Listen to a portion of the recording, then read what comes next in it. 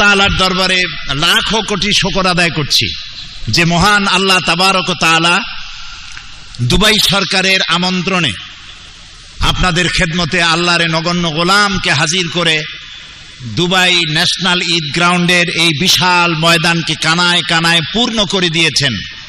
আমরা আল্লাহ শুকর অর্থে বলি আলহামদুলিল্লাহ। মোহব্বতের সাথে আবারও বলেন আলহামদুলিল্লাহ।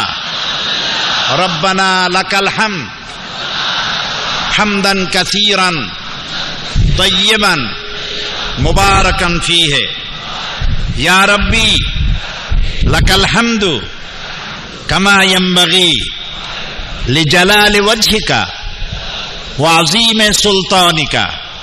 আমরা আল্লাহ তাআলার শুকর আদায় করে নিলাম যিনি দয়া করে কোরআন নাজিলের মাসে রমজানুল মুবারকে আমাদেরকে কোরআনের এজাজ সম্পর্কে, the miracle of the holy Quran, কোরআনের এজাজ মুজিজা সম্পর্কে জানার জন্য এ মাহফিলে হাজির করেছেন। তার দরবারে বিনয়ের সাথে শুকরিয়া আদায় করি, পড়ি আলহামদুলিল্লাহ। কোরআনের মুজিজা সম্পর্কে আলোচনা হবে ইনশাআল্লাহ। বলেন ইনশাআল্লাহ। আমি প্রথমে বলে নিতে চাই কোরআন নাজিলের উদ্দেশ্য কি, কোরআন কেন নাজিল হলো, আর সমস্ত কথার আমি দলিল হিসেবে পেশ করব কোরআন। তাফসীর হবে কোরআন বিল কোরআন। আমরা বলি আলহামদুলিল্লাহ। মানুষেরা, বর্তমান যুগ হলো বিজ্ঞানের যুগ। বলুন তো বর্তমান যুগটা কি? বিজ্ঞানের যুগ। মানুষেরা বিভ্রান্ত হয়ে মনে করে বিজ্ঞানই সব, আর কোরআন যেহেতু ১৫০০ বছর পূর্বে এসেছে সুতরাং কোরআনের সাথে বিজ্ঞানের সম্পর্ক নাই, কোরআনের থেকে বিজ্ঞান এগিয়ে আছে। আমি কোরআন থেকে প্রমাণ করব বিজ্ঞান এগিয়ে না কোরআন এগিয়ে, কোনটা এগিয়ে আছে কোরআন দিয়ে প্রমাণ করব। বলেন ইনশাআল্লাহ। প্রথমে বলছি কোরআন নাজিলের উদ্দেশ্য কি। আল্লাহ তাআলা বলছেন আলিফ লাম রা কিতাবুন আনজালনাহু ইলাইকা লিতুখরিজান নাসা মিনাজ যুলুমাতি ইলান নূর। আলিফ লাম রা কিতাবুন আনজালনাহু ইলাইকা, আমি আপনার উপরে একটি কিতাব নাজিল করেছি। কিতাবুন আনজালনাহু ইলাইকা, এমন এক কিতাব লিতুখরিজান নাসা মিনাজ যুলুমাতি ইলান নূর।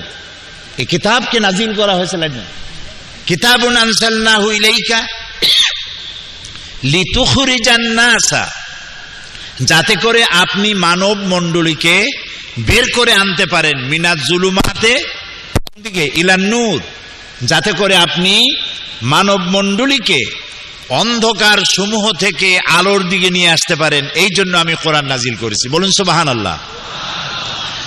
কোরআন নাজিলের উদ্দেশ্য হলো মানব মণ্ডলীকে অন্ধকার থেকে আলোর দিকে নিয়ে আসা। অন্ধকার কি? অন্ধকার হচ্ছে মানব রচিত যত মতবাদ আছে পৃথিবীতে, সমস্ত মানব রচিত মতবাদ হচ্ছে অন্ধকার, আর ইসলাম হচ্ছে নূর। আল ইসলাম নূরুন, ইসলাম হচ্ছে আলো।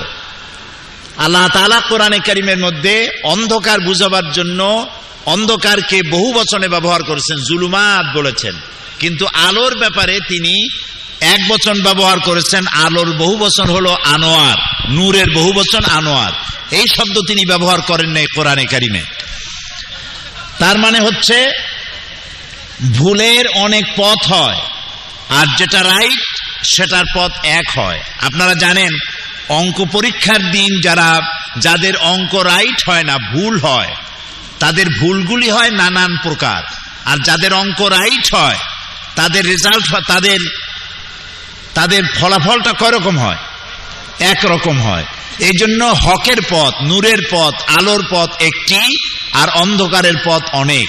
সেজন্য আল্লাহ তাআলা বলছেন যে আমি কোরআন নাজিল করেছি এই জন্য যাতে করে আপনি মানব মণ্ডলীকে অন্ধকার থেকে আলোর দিকে নিয়ে আসতে পারেন।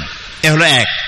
২ নম্বরে কোরআন নাজিলের ২ নম্বরের উদ্দেশ্য হচ্ছে তাহা মা আনজালনা আলাইকাল কুরআনা লিতাশকা। হে নবী, কোরআন আমি এই জন্য নাজিল করি নাই যে কোরআন আপনার ভাগ্যকে বিপর্যস্ত করে দেবে। কোরআন নাজিল হয়েছে মানুষের ভাগ্যকে পরিবর্তন করে দেবে বলে। তো কোরআন নাজিলের উদ্দেশ্য হলো ভাগ্য পরিবর্তন করা, মানুষের দাসত্বের শৃঙ্খল থেকে মুক্ত হওয়া, এক আল্লাহর গোলামি করা, এবং এর মূল উদ্দেশ্য হচ্ছে অন্ধকার সমূহ থেকে আলোর দিকে নিয়ে আসা, এবং সেই কাজটি নবী করিম সাল্লাল্লাহু আলাইহি ওয়াসাল্লাম করেছিলেন। কোরআন এটি মানব রচিত নয়। কোরআন কার? কোরআনের ভিতরে যত বাণী আছে বাণীগুলি কার? বলেন সবাই। আল্লাহ তাআলা বলছেন, মা ইয়ানতিকু আনিল হাওয়া ইন হুয়া ইল্লা ওয়াহয়ু ইউহা। আমার নবী কোরআনের নামে যে কথাগুলি বলেন সেগুলি ওহী। তিনি নিজের থেকে বানিয়ে কোনো কথা বলেন না। যদি নিজের থেকে বানায়া কোরআনের ভিতরে একটি কথাও যদি তিনি ঢুকায় দিতেন, তাহলে আমি তার ডান হাতকে চেপে ধরতাম এবং তার কণ্ঠনালীকে আমি কেটে ফেলে দিতাম। সুবহানাল্লাহ। তাহলে কোরআনের মধ্যে কোনো ভুল নাই। আল্লাহ তাআলা চ্যালেঞ্জ করেছেন, ওরা বলেছিল কাফেরেরা যেটা রাসূলের বানানো, নবী করিম সাল্লাল্লাহু আলাইহি সাল্লামের বানানো। বলেন নাউযুবিল্লাহ। কোরআন যখন নাজিল হচ্ছিল, নবী করিম সাল্লাল্লাহু আলাইহি সাল্লাম তখন মুখস্থ করতেছিলেন খুব দ্রুততার সাথে। আল্লাহ তাআলা বললেন, লা তুহাররিক বিহি লিসানাকা লিতাজালা বি। কোরআন মুখস্থ করার জন্য এত তাড়াহুড়ো করার কোনো প্রয়োজন নাই। আমার জিবরাইল যখন আপনার উপরে কোরআন অবতীর্ণ করে, আপনি জিবরাইলের সাথে একবার উচ্চারণ করবেন, গোটা কোরআন শরীফকে আপনার কলিজার ভিতরে মুখস্থ করিয়ে দেওয়ার দায়িত্ব আমি আল্লাহর। আমি আপনাকে মুখস্থ করার ক্ষমতা দিয়ে দিব। এই কোরআন নাজিল হলো, নবী করিম সাল্লাল্লাহু আলাইহি সাল্লাম হেরা পাহাড় থেকে নেমে এলেন। আল্লামা ইকবাল বলছেন, উতর কর গারে হেরা সে সুয়ে কওম আয়া, উতর কর গারে হেরা সে সুয়ে কওম আয়া, और एक नुस्खाए किमिया साथ लाया। হেরা পাহাড় থেকে তিনি নেমে এলেন, হাতে নিয়ে আসলেন একটা পরশ পাথর। আর পরশ পাথর হচ্ছে এমন পাথর যে পাথরের টাচ লাগলে পরে লোহাগুলি সোনা হয়ে যায়। লোহাগুলি কি হয় বলুন তো ভাই? সোনা হয়ে যায়।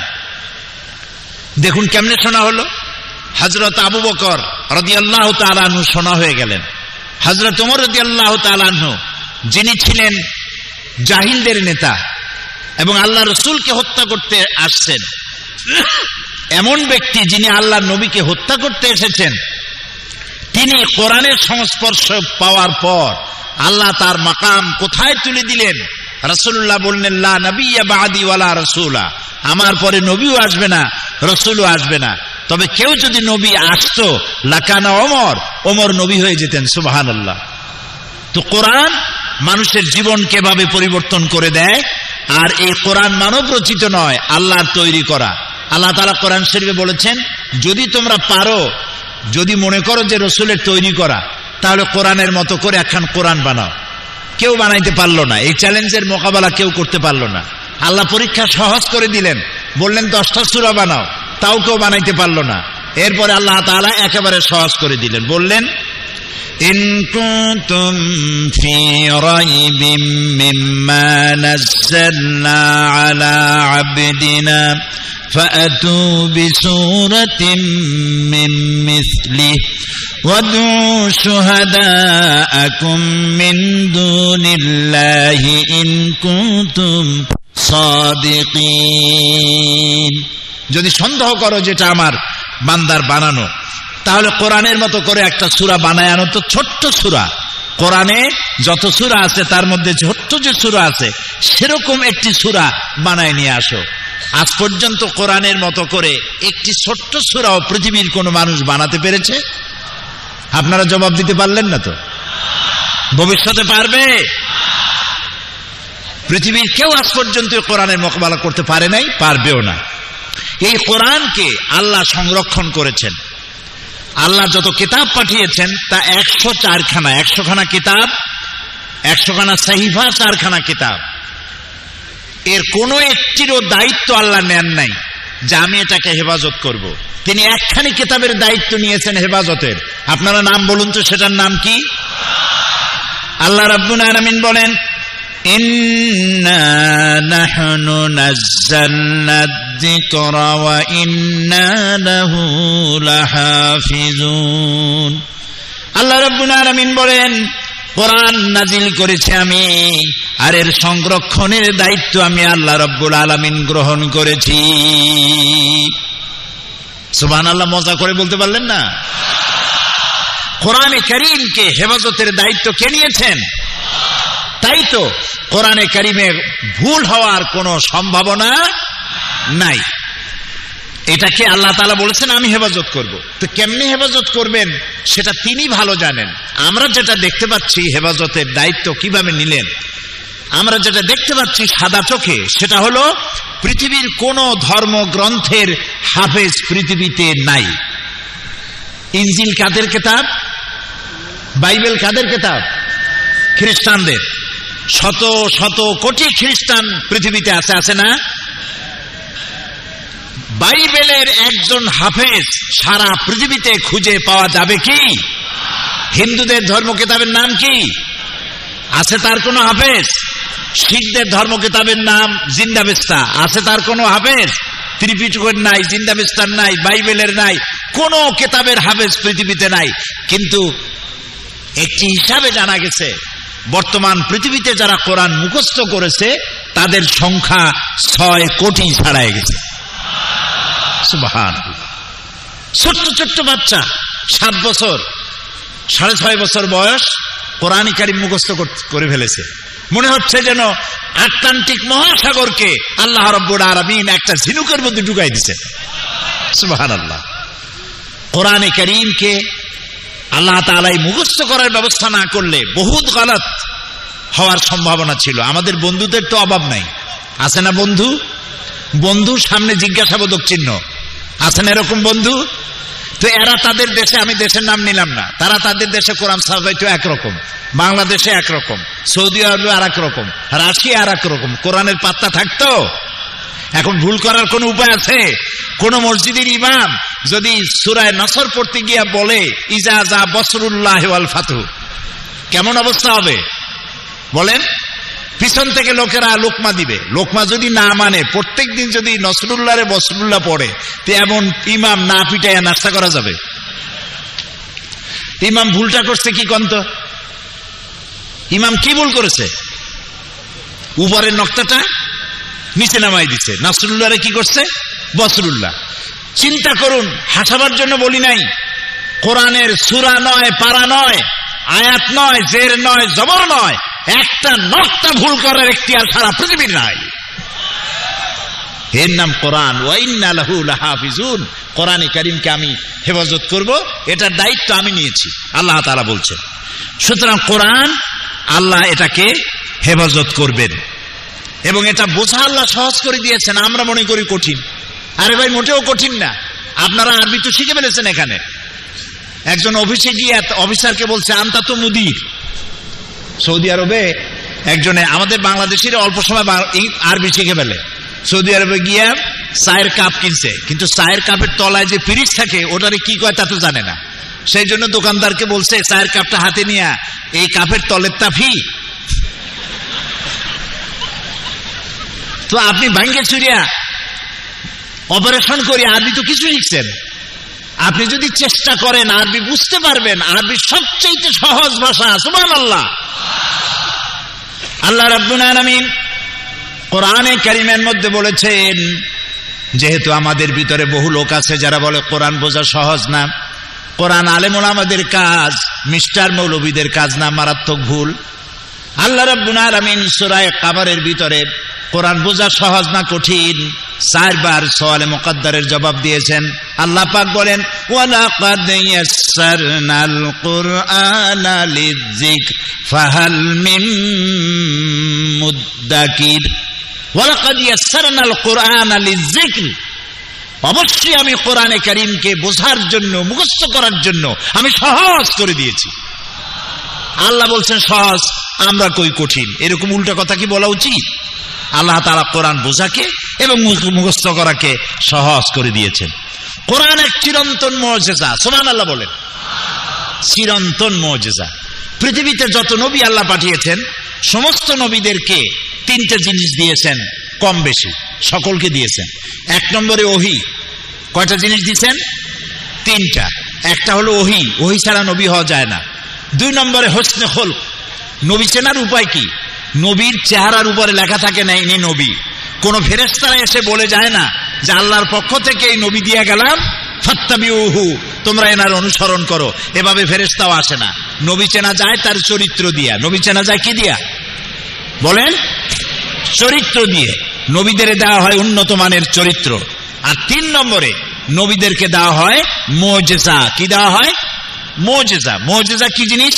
মুজিজা হচ্ছে যে যুগে যে জিনিসের প্রভাব থাকে সেই জিনিসকে দুর্বল করে দেওয়ার মতো শক্তি আল্লাহ নবীদেরকে দান করেন।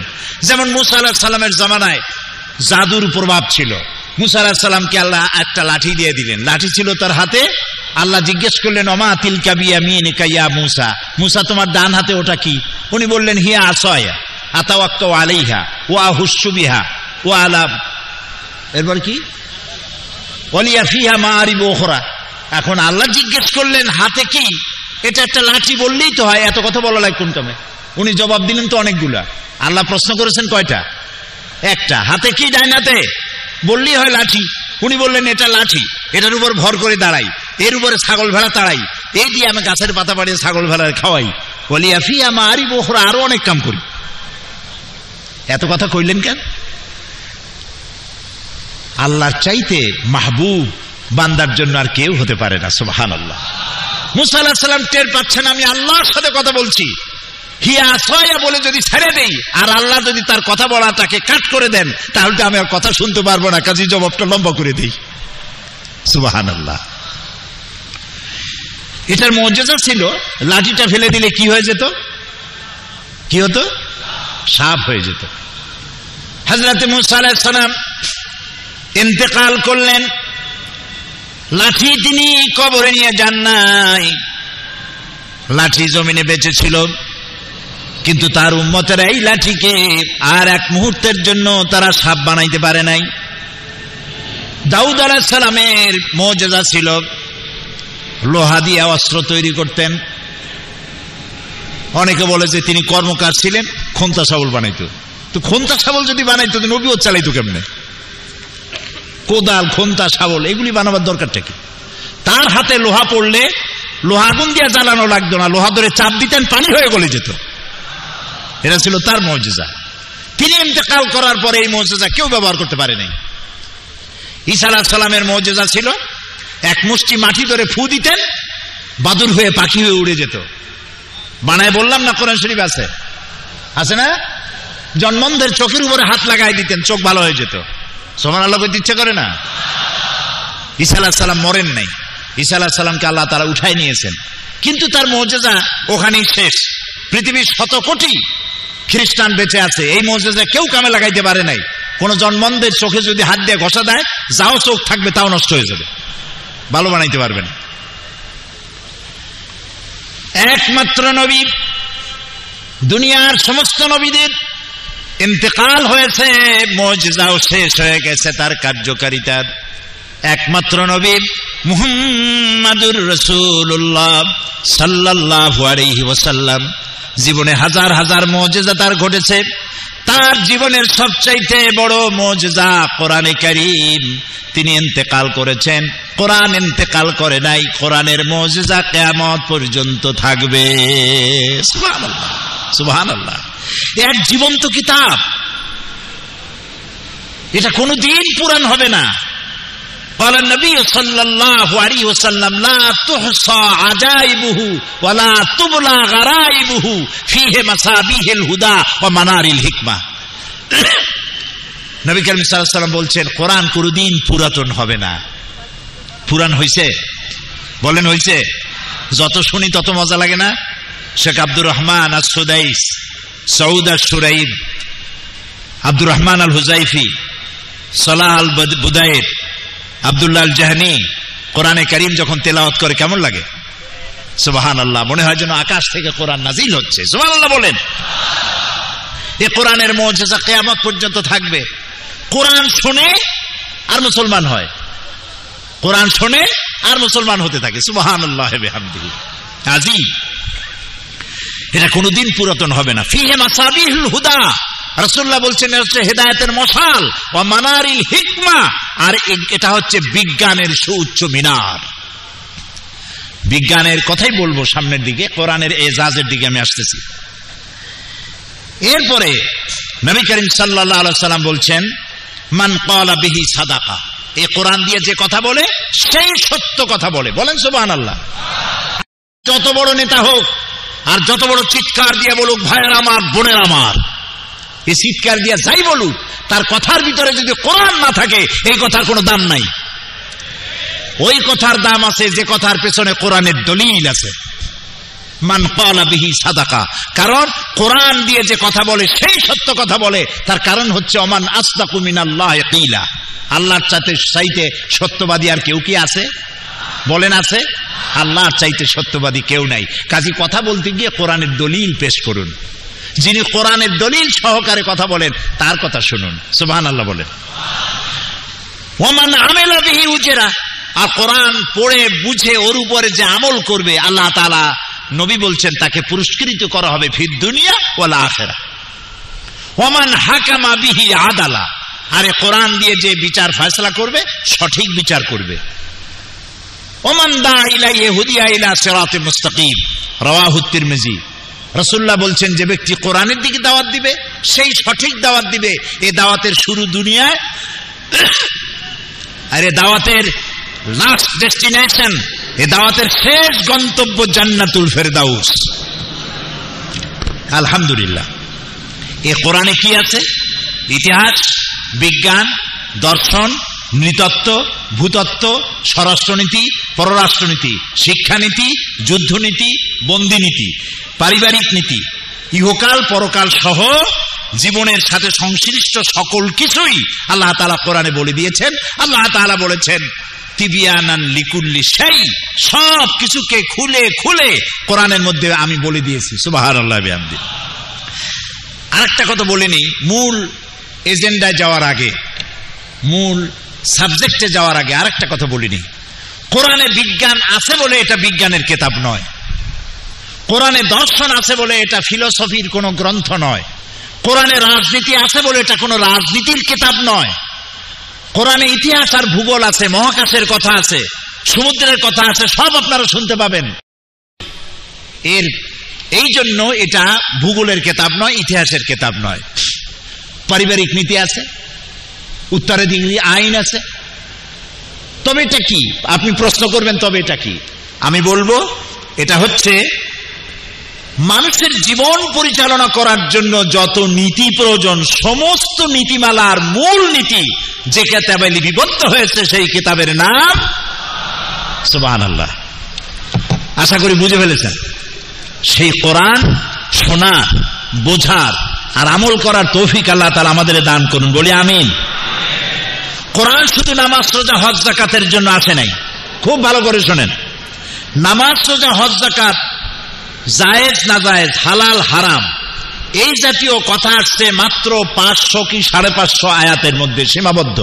আর কোরআনের মোট আয়াত সংখ্যা হলো 6000-এর উপরে। 6666 বলা হয়, আসলে এটা ঠিক না, কম বেশি আছে। তো তাহলে এর মধ্যে 550 আয়াত যদি হয় বৈধ আর অবৈধ, তাহলে বাকি হাজার হাজার আয়াতগুলি কি তা বোঝার জন্য আমাদের মধ্যে কিউরিসিটি থাকা উচিত ছিল। যে কিউরিসিটি আমাদের মধ্যে নাই বলে আজ আমরা দুনিয়ার মধ্যে অধঃপাতিত হয়েছি। কথা কি বুঝে আসছে? কথা কি বুঝতে পারতেছি? আজকে যদি আমি প্রশ্ন করি বাংলাদেশি ভাইদের কাছে, আপনাদের চরম সৌভাগ্য সিঙ্গাপুরে চাকরি হয় নাই, আপনাদের চরম সৌভাগ্য চায়না, আমেরিকা, লন্ডনে চাকরি হয় না, চাকরি হয়েছে মুসলিম দেশে দুবাইতে, যেখান থেকে কাবা শরীফ কাছে, যেখানে কোরআন নাজিল হয়েছে। সুবহানাল্লাহ। সময়টা কাজে লাগান, কোরআনকে বুঝতে চেষ্টা করুন। কোরআন শুধু নামাজ রোজা এই কথাই শুধু বলে নাই, প্রাগ ঐতিহাসিক ঘটনাবলী রাসূলকে আল্লাহ তাআলা অবহিত করেছেন। যেহেতু নবী সাল্লাল্লাহু আলাইহি ওয়াসাল্লামের পরে আর কোন নবী বলেন আসবে না, তিনি শেষ, তারপরে আর কোন নবী আসবে না। তারপরে যদি কেউ নবুয়তের দাবি করে সে কি বলেন? সে কাফের। তার অনুসারী যারা হবে তারাও।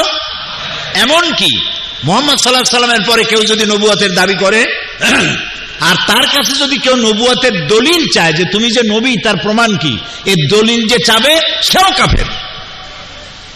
কারণ কি?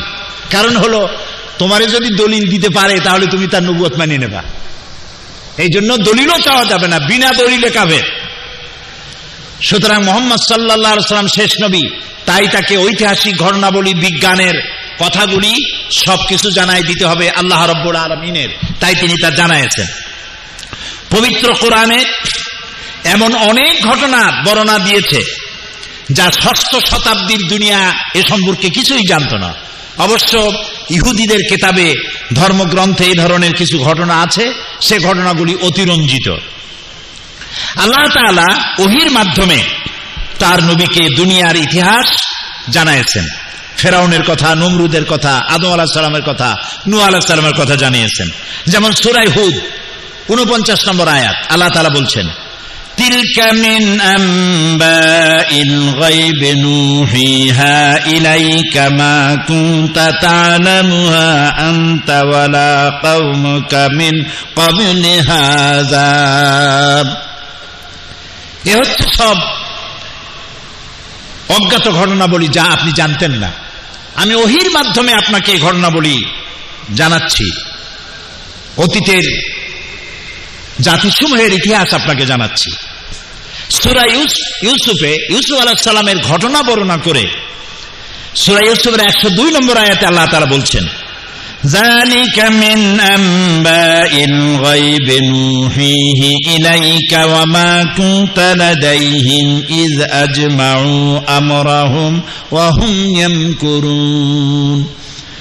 এটা হলো সেই অজ্ঞাত ঘটনা যা ওহীর মাধ্যমে আমি আপনাকে জানাইছি, অথচ ইউসুফ আলাইহিস সালামের ভাইয়েরা যখন তাকে কুয়ার মধ্যে ফেলে দিতেছিল, যখন ষড়যন্ত্র করেছিল, আপনি তার কাছে ছিলেন না, আপনি তো জানতেন না। আমি ওহীর মাধ্যমে সে ঘটনা আপনাকে জানাইছি। মূসা আলাইহিস সালামের ঘটনা বলে আল্লাহ তাআলা বলছেন সূরা কাসাসের 44 নম্বর আয়াতে, ওয়ামা কুনতা বিজানিবিল গারবি ইয কাদাইনা ইলা মূসাল আমরা ওয়ামা কুনতা মিনাশ শাহিদিন। সিনাই পর্বতের পশ্চিম প্রান্তে মূসাকে আমি যখন ওহী দিয়েছিলাম, ওহীর মাধ্যমে নির্দেশ দিয়েছিলাম, আপনি সেখানে উপস্থিত ছিলেন না। আমি ওহীর মাধ্যমে সে ঘটনা বলি আপনাকে অবহিত করছি। সূরা তাহার 99 নম্বর আয়াতে আল্লাহ তাআলা বলছেন, কাযালিকা নাকুসসু আলাইকা মিন আম্বাই মা ক্বাদ সাবাকা ওয়া ক্বাদ আতাইনাকা মিন লাদুন্না যিকরা। এভাবেই আমি আপনার কাছে অতীতের ইতিহাসগুলি আমি আপনাকে বর্ণনা করেছি, নিজের থেকে উপদেশনামা আপনাকে জানাই দিয়েছি। কোরআনের মুজিজা হচ্ছে এখানে যে বিজ্ঞান যে কথাগুলি, একটা ঐতিহাসিক ঘটনা আল্লাহ তাআলা তার রাসূলকে ওহীর মাধ্যমে জানালেন। আর বিজ্ঞান যত কথা বলেছে, বিজ্ঞানের কথাগুলি যে অনেক আগে, যে যুগে বিজ্ঞান ছিল না, সেই যুগের কোরআনে বিজ্ঞানের তথ্যগুলি যে সঠিকভাবে পরিবেশন করেছে আল্লাহ তাআলা, সেই কথাগুলি এখন আপনাদেরকে জানানো হচ্ছে।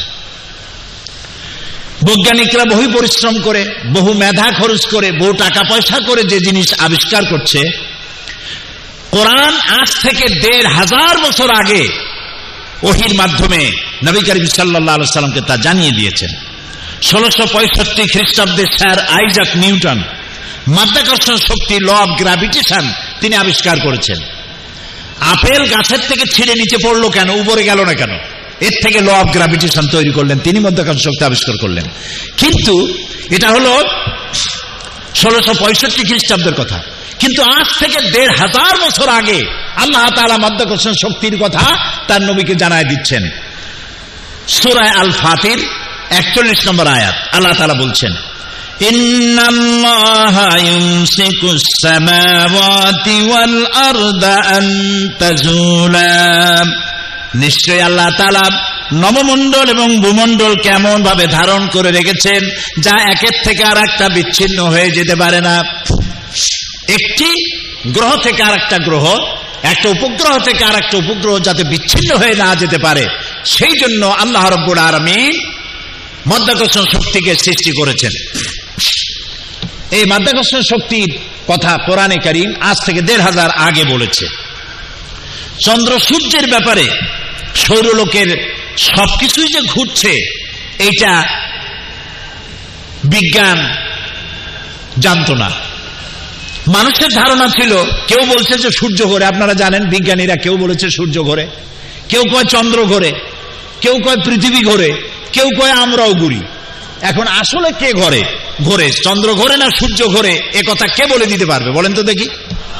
আল্লাহ রাব্বুল আলামিন সূরা ইয়াসিন আল্লাহ তাআলা বলছেন, লাশ-শামসু ইয়ানবাগি লাহা আন তুদরিকাল কমারা ওয়ালাল লাইলু সাবিকুন নাহার ওয়া কুল্লুন ফি ফালাকিন ইয়াসবাহুন। আল্লাহ রাব্বুল আলামিন বলেন, সূর্য চন্দ্রকে অতিক্রম করতে পারে না, চন্দ্র সূর্যকে অতিক্রম করতে পারে না, রাত দিনের মধ্যে প্রবেশ করতে পারে না, দিন রাতের মধ্যে প্রবেশ করতে পারে না। এসব কিছু আল্লাহ রাব্বুল আলামিন নিয়ন্ত্রণ করছেন। ওয়া কুল্লুন ফি ফালাকিন ইয়াসবাহুন, আর মহাশূন্যে যা কিছু আছে সব কিছুই ঘুরছে। ওয়া কুল্লুন ফি ফালাকিন ইয়াসবাহুন, যা কিছু মহাশূন্যে। আমরা কোথায় আছি? এটা কোথায় আছে? পৃথিবীটা কোথায় বলেন? মহাশূন্যের উপরে। পৃথিবীটা মহাশূন্যের উপরে। সূর্য ঘোরে, চন্দ্র ঘোরে, পৃথিবী ঘোরে, সব ঘুরছে। অকুল্লুন ফি ফালাকিন ইয়াসবাহুন। Activity is life, inactivity is death. যতদিন পর্যন্ত এই ঘূর্ণায়মান চক্রের আবর্তন চলতে থাকবে ততদিন পৃথিবী থাকবে, আর যখন এই অ্যাক্টিভিটিস বন্ধ হয়ে যাবে তখন প্রচন্ড এক আঘাতে লণ্ডভণ্ড হয়ে গিয়ে পৃথিবীতে কিয়ামত অনুষ্ঠিত হয়ে যাবে। কাজেই এই কথা আজকে পৃথিবীর বিজ্ঞানীরা বলছে, কিন্তু 1400 বছর আগে আল্লাহ রাব্বুল আলামিন একথা তার নবীর মাধ্যমে জানিয়ে দিয়েছেন। বিজ্ঞান বলছে, দ্য ইউনিভার্স অ্যান্ড আইনস্টাইন গ্রন্থে বলা হয়েছে, সূর্য ধীরে ধীরে নিশ্চিত তার আলো হারিয়ে ফেলবে, এবং তারকাদের অনেকেই এখন পোড়া কয়লার মতো, তারকাগুলি পোড়া কয়লার মতো, আর সূর্য তার আলো হারিয়ে ফেলবে। একথা বলতেছে বিজ্ঞান। এখন ধরেন এখন থেকে কয়েক বছর আগে বা 100 বছর আগে বলতেছে। যেই যুগে বিজ্ঞানের কিছু নাই, সেই যুগে আল্লাহ তাআলা তার নবীর কাছে কোরআন পাঠায় দিয়া সূর্যে যে আলো থাকবে না এই কথা 1500 বছর আগে রাসূলুল্লাহকে জানায় দেওয়া হয়েছে। সুবহানাল্লাহ বলেন। আল্লাহ তাআলা বলেন সূরা কিয়ামার 6 থেকে 9 নম্বর আয়াতে আল্লাহ তাআলা বলছেন, ইয়াসআলু আইয়ানা ইয়াউমুল কিয়ামা ফাইযা বারিকাল বাসার ওয়া খাসাফাল কামার ওয়া জুমিআশ শামসু ওয়াল কামার। এরা রাসূলের কাছে জিজ্ঞেস করে যে কিয়ামত কবে হবে, আপনি বলে দিন। কিয়ামত হবে যেদিন দৃষ্টিশক্তি ঝলসে যাবে মানুষের, চন্দ্র এবং সূর্য তার আলো হারিয়ে ফেলবে। সুবহানাল্লাহ। বিজ্ঞান বলছে আজ, আর 1500 বছর আগে নবী করিম সাল্লাল্লাহু আলাইহি সাল্লামের মুখে আল্লাহ তাআলা জানায় দিচ্ছেন যে চন্দ্র এবং সূর্যের আলো থাকবে না, আলো হারিয়ে ফেলবে। সূরা তাকবীরের 1 থেকে 3 নম্বর আয়াতে আল্লাহ বলছেন, ইযাশ শামসু কুওয়ারাত ওয়া ইযান নুজুম কাদারাত ওয়া ইযাল জিবালু সুজ্জিরাত। যেদিন সূর্যে কোনো আলো থাকবে না, নক্ষত্রগুলি স্থানচ্যুত হবে, আর পাহাড়গুলো সরে যাবে, পাহাড়গুলো তার জায়গায় থাকবে না। চন্দ্র আলো হারিয়ে ফেলবে, সূর্যে আলো থাকবে না, তারকাগুলি বিক্ষিপ্ত হয়ে যাবে। 1500 বছর আগে আল্লাহ তাআলা এই কথাগুলি জানিয়ে দিয়েছেন। বিজ্ঞানীদের মতে প্রকৃতির সমস্ত প্রক্রিয়া একদিন স্তব্ধ হয়ে যাবে, কিছু থাকবে না। বিজ্ঞানীরা বলছে এই প্রকৃতি একদিন স্তব্ধ হয়ে যাবে, কিছুই থাকবে না। এই কথা বিজ্ঞান অনুভব করছে আজ, কিন্তু 1500 বছর আগে সূরা আর রহমানে আল্লাহ তাআলা বলছেন, কুল্লু মান আলাইহা ফানিন ওয়া ইয়াবকা ওয়াজহু রাব্বিকা যুল জালালি ওয়াল ইকরাম। বিশ্বে যা কিছু আছে সবই ধ্বংসশীল, কিচ্ছু থাকবে না, একমাত্র থাকবেন প্রতিপালক, অবশ্যই থাকবেন যিনি মহিয়ান গরিয়ান, আল্লাহ ছাড়া কিছুই থাকবে না, সব ধ্বংস হয়ে যাবে। প্রিয় ভাই সব, এ ধরনের বহু কিছু বিজ্ঞান পরে বলেছে, কোরআন বলেছে সবকিছু আগে। সেজন্য আমি বলি, কোরআন বিজ্ঞান যত বেশি আবিষ্কার করবে, কোরআন বোঝা তত সহজ হবে। সুবহানাল্লাহ বলে। দেখুন, উদ্ভিদ বিজ্ঞান, বর্তমান বিজ্ঞানীরা উদ্ভিদ সম্পর্কে গবেষণা চালিয়ে এই সিদ্ধান্তে উপনীত হয়েছে যে প্রকৃতির মধ্যে মানুষ সহ সকল প্রাণীকুলের জন্য উদ্ভিদ অর্থাৎ গাছপালা হলো মানুষের সবথেকে সেরা বন্ধু। কেননা উদ্ভিদ আমাদেরকে খাদ্যই যোগায় না, বরং বিষাক্ত গ্যাস কার্বন ডাই অক্সাইডকে শুষে নিয়ে আমাদেরকে অক্সিজেন সাপ্লাই করে। কে সাপ্লাই করে? কে করে? গাছ। এই কথা বিজ্ঞানীরা বলতেছে আজ, কিন্তু ১৫০০ বছর আগে কোন পরীক্ষা নিরীক্ষা ছাড়াই নবী করিম সাল্লাল্লাহু আলাইহি সাল্লামের মুখ থেকে আল্লাহ তাআলা বলছেন, সূরা আন-নাজিআত আয়াত নম্বর 30 থেকে 33, আল্লাহ তাআলা বলছেন, ওয়াল আরদা বাদা যালিকা দাহাহা আখরাজা মিনহা মাআহা ওয়া মারআহা ওয়াল জিবালা আরসাহা মাতাআন লাকুম ওয়া লিআনআমিকুম। অথবা তিনি জমিনকে বিস্তার করে দিয়েছেন, আর এর থেকে পানি ও তরুলতা দিয়ে নির্গত করেছেন, এবং পাহাড়কেও তিনি সুপ্রতিষ্ঠিত করেছেন। আর সব গাছপালা হলো তোমাদের এবং তোমাদের জন্তু জানোয়ারের জন্য মহা নিয়ামত। সুবহানাল্লাহ বলেন। তোমাদের এবং তোমাদের জন্তু জানোয়ারদের জন্য মহা নিয়ামত। কিভাবে? আমরা বাতাস থেকে প্রতি মুহূর্তে কি নেই? অক্সিজেন গ্রহণ করি। বলেন না, কি নেই? অক্সিজেন নেই। নাক দিয়ে অক্সিজেন গ্রহণ করে মুখ দিয়ে কি ছাড়ি? কার্বন ডাই অক্সাইড ছাড়ি। কার্বন ডাই অক্সাইড হলো বিষ। কার্বন ডাই অক্সাইড কি? বিষ। এখন এই কার্বন ডাই অক্সাইডকে পরিশুদ্ধ করার জন্য কোন ফ্যাক্টরি পৃথিবীতে আছে? বলেন না, আছে? নাই। এখন আপনি তো মরে যাবেন, প্রাণীকুল মরে যাবে, কার্বন ডাই অক্সাইড বিষ খাইয়া সারা দুনিয়া মারা যাবে। এখন কি হবে? আল্লাহ রহমানুর রহিম, তিনি গাছ তৈরি করেছেন। গাছের পাতাগুলির রং কি? আরে ভাই, তাও কথা কয় না। সবুজ। গাছের রং কি? সবুজ। সূর্যের তাপ আর গাছের এই রং, সবুজ রং, এই দুটিতে এক প্রকারের রন্ধন প্রক্রিয়া হয়। এই রন্ধন প্রক্রিয়ার মাধ্যমে গোটা পৃথিবীর সৃষ্টি জগৎ যত শ্বাস আর প্রশ্বাস করে যত কার্বন ডাই অক্সাইড ছেড়ে দেয়, গাছ সেটা খাদ্য হিসেবে গ্রহণ করে নিজের মধ্যে অবজার্ভ করে আবার এটাকে অক্সিজেন করে প্রাণী জগতের জন্য ছেড়ে দেয়। সুবহানাল্লাহ, সুবহানাল্লাহ, সুবহানাল্লাহ বলেন। আল্লাহু আকবার। এই হচ্ছে আমার আল্লাহ। কোরআন মহাবিজ্ঞানময়। বিজ্ঞান অনেক পেছনে, কোরআন অনেক এগিয়ে। বিজ্ঞানের আবিষ্কার যত বাড়বে, বিজ্ঞানীরা ভিক্ষুকের মতো কিয়ামত পর্যন্ত কোরআনের কাছে দুই হাত পেতে দাঁড়িয়ে থাকবে। সুবহানাল্লাহ। এবার দেখুন পানি। কি দেখবেন? বলেন। পানি এবং তার পানি সৃজন এবং তার বন্টন ব্যবস্থা। জীবনের জন্য কি দরকার? পানির এক নাম কি? জীবন। এই পানি যদি দুবাই শহরে 10 ফিট উঁচু হয়ে আসে, তাহলে পানির নাম হবে কি? মরণ। জীবন আর মরণ পাশাপাশি। তবে এখানে পানি ওঠার সম্ভাবনা কোন? আমাদের দেশে ওঠার সম্ভাবনা। বাংলাদেশের জন্য দোয়া হবে এই মাহফিলের পরে। দোয়া করবেন না? মহব্বত হয় বাংলাদেশের জন্য, ভালোবাসা লাগে। আহারে আহারে দেশ।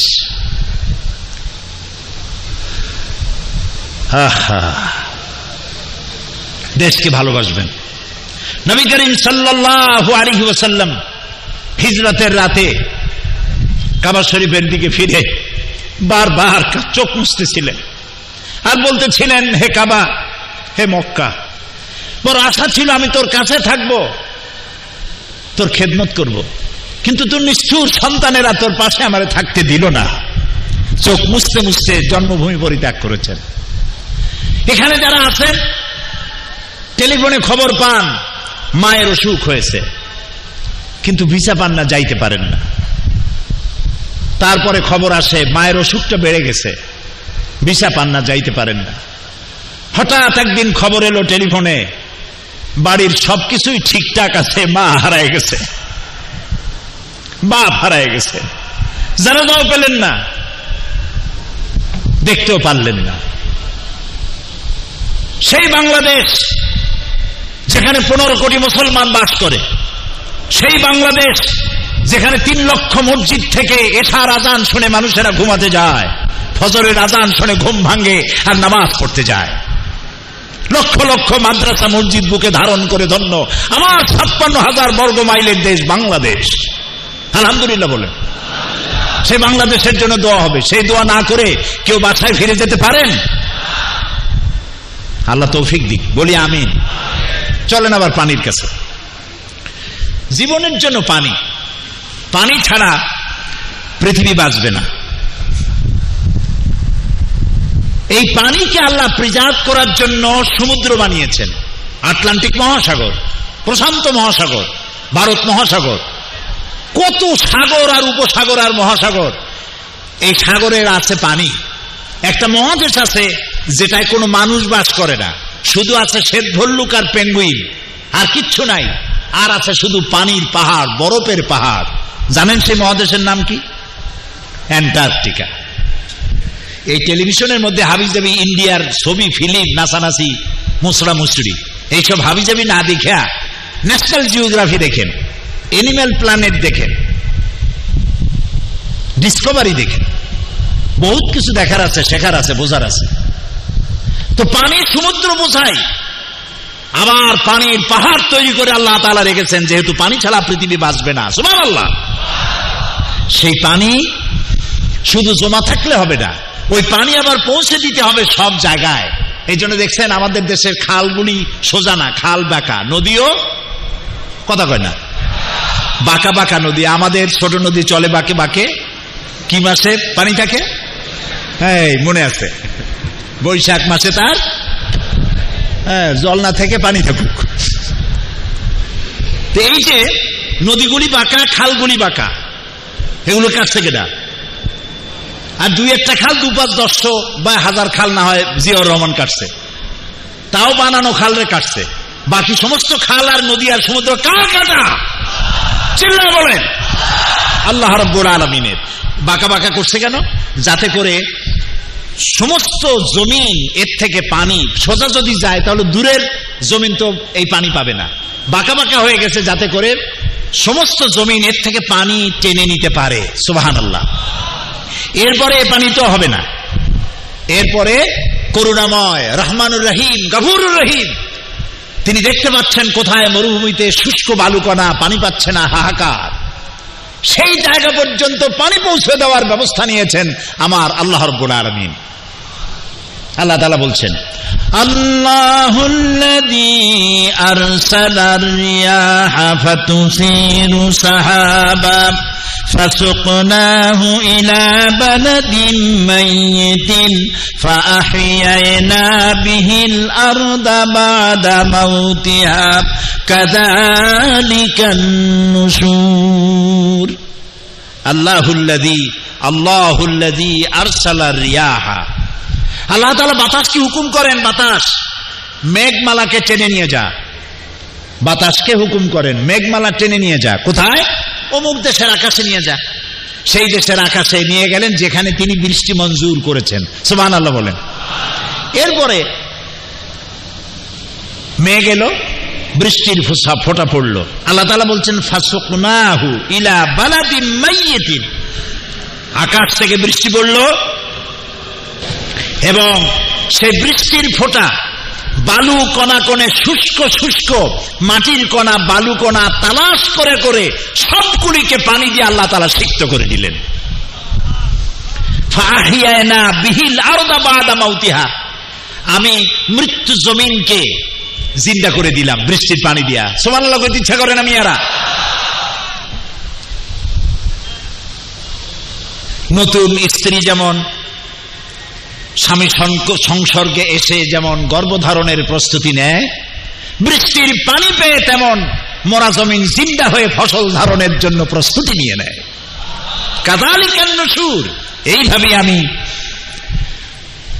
জিন্দা করি, এভাবেই উদ্ভিদকে পানি দিয়ে সমস্ত জিনিসকে আমি তৈরি করে দেই। অহরহ প্রতিনিয়ত সমুদ্র থেকে বাষ্পীয় আকারে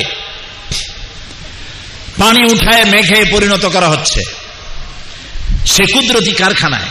প্লেনে যখন আপনারা ঘোরেন, প্লেনে বাড়িতে যান, বাড়ি থেকে আবার এখানে আসেন, দেখেন না মেঘের স্তরগুলি দেখছেন? মেঘের স্তর, এগুলো কি?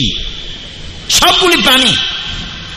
এই পানিগুলো উঠতো থেকে সমুদ্র থেকে। সমুদ্রের পানি নোনা না মিষ্টি? আরে ভাই কথা কম, নোনা পানি। এই নোনা পানি, বৃষ্টি যদি নোনা পানি দিয়ে হইতো তাহলে আপনার ফসল কি বাঁচত একটাও? শুকর আদায় করবেন না? আল্লাহ রাব্বুল আলামিন বলেন, আফারাইতুমুল মাআল্লাযী তাশরাবুন আআনতুম আনজালতুমুহু মিনাল মুজনি আম নাহনুল মুনজিলুন। তোমরা যে পানি পান করো, বৃষ্টির পানি, এই পানি কে নাজিল করেছে? তুমি নাজিল করেছো না আমি করেছি? কে করেছেন? আল্লাহ তাআলা। আল্লাহ রাব্বুল আলামিন বলেন, লাউ নাশাউ জাআলনাহু উজাজান ফালাউলা তাশকুরুন। এই পানি যদি আমি লবণাক্ত করে নাজিল করতাম তাহলে তোমরা কি করতে? আমি মিষ্টি করে নাজিল করেছি, তোমরা কি শুকর আদায় করবে না? বলুন আলহামদুলিল্লাহ। আল্লাহ তাআলা পানি দিয়ে সমস্ত সৃষ্টি জগৎকে ঠান্ডা করে দিয়েছেন। পানি সম্পর্কে বিজ্ঞানীরা বলছেন পৃথিবীর ৭৫% হচ্ছে পানি, আর জীব দেহের ৬০% হচ্ছে পানি। উদ্ভিদে এবং তার দেহে বিপুল অংশ রয়েছে পানি। পানি ছাড়া জীবন অকল্পনীয়। পানি সম্পর্কে বিজ্ঞান আজ সব কথা বলছে, সেই সব কথা কোরআন বলেছে ১৫০০ বছর আগে। এখন এই পানি যদি ফুরায় যায়, আল্লাহ রাব্বুল আলামিন বলেন, কুল আরাআইতুম ইন আসবাহা মাউকুম গাওরান ফামান ইয়াতিকুম বিমাইম মাইন। বলো দেখি সবে, শুকাইয়া যদি যায় এই জমিনের পানি, তাহলে হেতায় তটনির ধারা কে দিবে সবারে আনি। সমুদ্রের পানি, খালের পানি, নদীর পানি, মাটির নিচের পানি সব যদি আমি শুকায় দেই, তাহলে তোমার মরাগাঙ্গে আবার জোয়ার কে এনে দেবে? পারবে কেউ দিতে? তা যিনি পারেন তার নাম কি? আল্লাহ তাআলা। কোরআন যে কথা বলেছে ১৫০০ বছর আগে, সেই কথা বিজ্ঞান বহু কষ্ট করে আবিষ্কার করছে আজ। কাজে ভাববার কোনো কারণ নাই যে বিজ্ঞান ফার্স্ট, কোরআন বহুত পুরানা। এটা হচ্ছে কোরআনের মুজিজা, এটাই হচ্ছে কোরআনের এজাজ। বিভিন্ন গবেষণার মাধ্যমে বিজ্ঞানীরা জানতে পেরেছেন পশু পাখিরা দল বেঁধে গোষ্ঠীভুক্ত হয়ে মিলেমিশে বসবাস করে। বিজ্ঞানীরা জানতে পারছে যে পশু পাখি গোষ্ঠীবদ্ধভাবে বসবাস করে, দলবদ্ধভাবে। এই কথা সূরা আনামের ৩৮ নম্বর আয়াতে আল্লাহ তাআলা বলছেন ১৫০০ বছর আগে। ওয়ামা মিন দাব্বাতিন ফিল আরদি ওয়ালা তাইরিন ইয়াতিরু বিজানাহিহি ইল্লা উমামুন আমসালুকুম।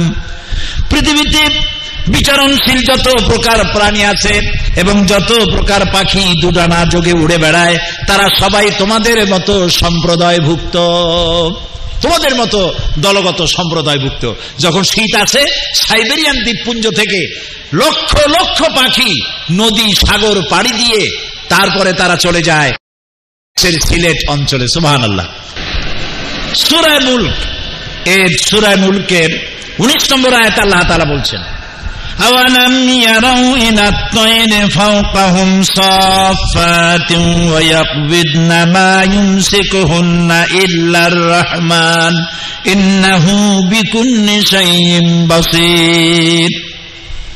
বলো দেখি সবে, শুকাইয়া বলো দেখি সবে, পাখিটি কেমন মেলি দুটি লঘু ডানা, উড়িয়া বেড়ায় শূন্যের পরে নাহি তার কোনো মানা।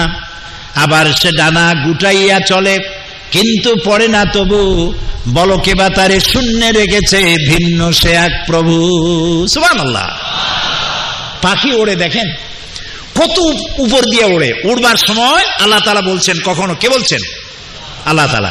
কখনো ডানা এভাবে ঝাপটা মারে, আবার কখনো ডানা সোজা করে দিয়ে এমিরাটস ফ্লাইটের মতো বুক ফুলায় উড়ে চলে যায়, ডানা হেলায় না দোলায় না। আল্লাহ বলেন এই যে ডানা হেলায় না দোলায় না, একেবারে ঠিক করে চলে যায়, পড়ে যায় না, মহাশূন্যে তারে কে ঠিক রেখেছে? সুবহানাল্লাহ। বলেন আল্লাহু আকবার। আলহামদুলিল্লাহ। সম্পূর্ণ ওয়াজ শোনার জন্য সকলকে ধন্যবাদ। আল্লামা দেলোয়ার হোসেন সাইদি হুজুর আর আমাদের মাঝে নাই। হুজুরের জন্য সকলেই হাজ করে দোয়া করবেন। এই ওয়াজটা হুজুরে করেছেন দুবাইতে, দুবাই আল আমিরিয়া। অনেকে চীনে কাম টু দুবাই বললে পরিচিত খুব লাভ করে মানুষে, সেজন্য হুজুর ওয়াজটা করেছেন দুবাইতে। সকলেই ভালো থাকবেন, সুস্থ থাকবেন। আল্লাহ হাফেজ।